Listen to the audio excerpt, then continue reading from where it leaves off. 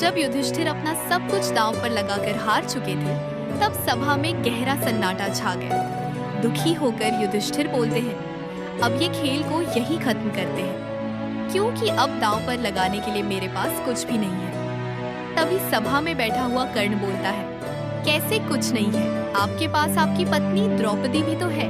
पांडव चिल्ला पड़ते हैं।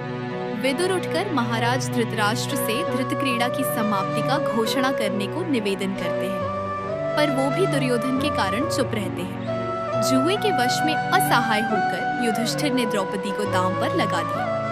अगले ही चाल में शकुनी जीत गया और द्रौपदी भी कौरवों की दासी बन गई। ये देखकर पूरी सभा में हंगामा मच गया। दुर्योधन ने अपने भाई दुशासन को आज्ञा दिया कि वो द्रौपदी को भरी सभा में घसीट कर लाए।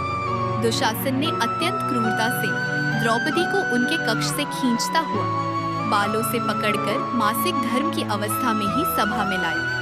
पूरी सभा में हाहाकार मच गया। भीष्म, द्रोण, विदुर, धृतराष्ट्र और पांडव स्तब्ध और दुखी होकर सिर झुकाए बैठे रहे। द्रौपदी ने सभा में उपस्थित सभी पुरुषों, विशेष रूप से भीष्म और धृतराष्ट्र से न्याय की गुहार लगाई। उन्होंने प्रश्न किया कि जब युधिष्ठिर खुद को हार चुके थे, तो क्या उन्हें द्रौपदी को दांव पर लगाने का अधिकार था?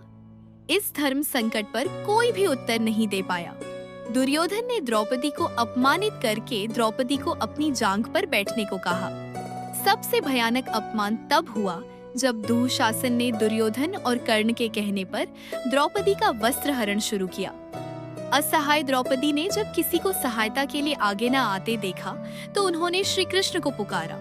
शिशुपाल के वध के समय जब कृष्ण की उंगली थोड़ी कट गई थी और रक्त बह रहा था, तब द्रौपदी ने तुरंत अपने पल्लू का एक टुकड़ा फाड़कर उनकी चोट पर बांध दिया था।